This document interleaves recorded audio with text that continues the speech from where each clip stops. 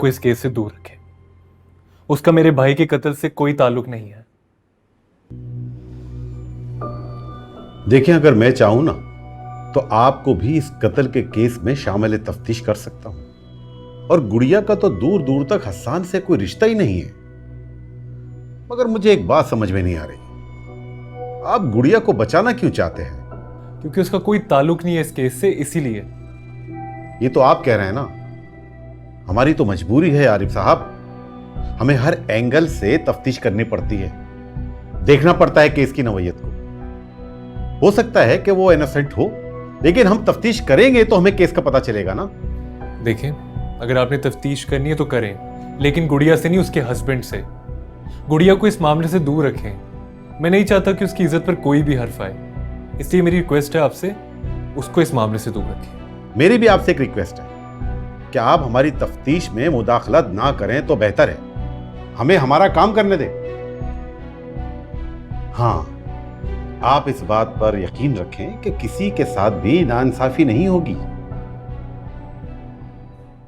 मुझको तो यही समझ में नहीं आ रहा कि तुम उसके साथ इस तरह का बर्ताव क्यों कर रहे हो।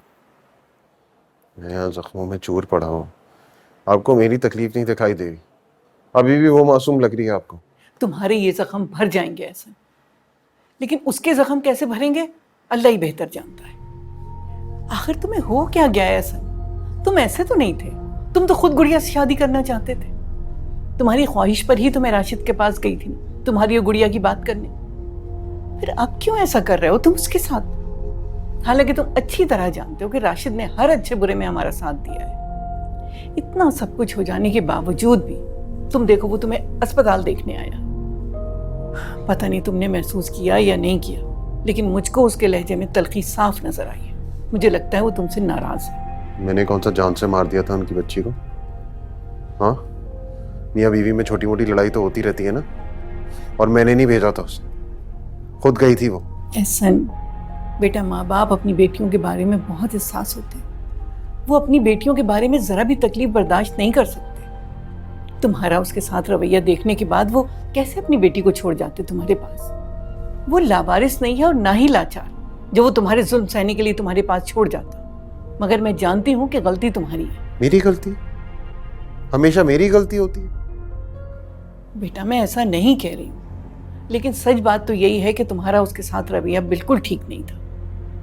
तुम्हें अपने रवैये पर गौर करना चाहिए। ऐसा हाँ, सब मुझे ही करना चाहिए, उसे तो कुछ नहीं करना चाहिए। मैं यहाँ जख्मी पड़ा हूँ, ये बात तो पता चली होगी ना उसे। फिर भी झूठे मुंह अस्पताल नहीं आई मुझे देखने के लिए। अरे अस्पताल तो छोड़े, कम से कम एक फ़ोन तो कर सकती थी। उसे मेरी परवाह ही नहीं है दादो। यही सोचकर तो मैं परेशान हो रही हूँ कि कहीं खुदा न खास्ता उसने तुमसे रिश्ता ख़त्म करने का फैसला तो नहीं कर लिया। बेटा, अभी भी वक्त है। अगर उसने तुम्हें फ़ोन नहीं किया तो तुम ही उसे कर लो। ये जो अना है ना, रिश्तों को खा जाती है। तो मुझे बहुत पेन हो रहा है इस वक्त, मुझसे बात नहीं हो रही। प्लीज जाके डॉक्टर को बुलाएं, वो मुझे इंजेक्शन देगा। मुझसे बर्दाश्त नहीं हो रहा है, प्लीज। ठीक है, जाती हूँ मैं।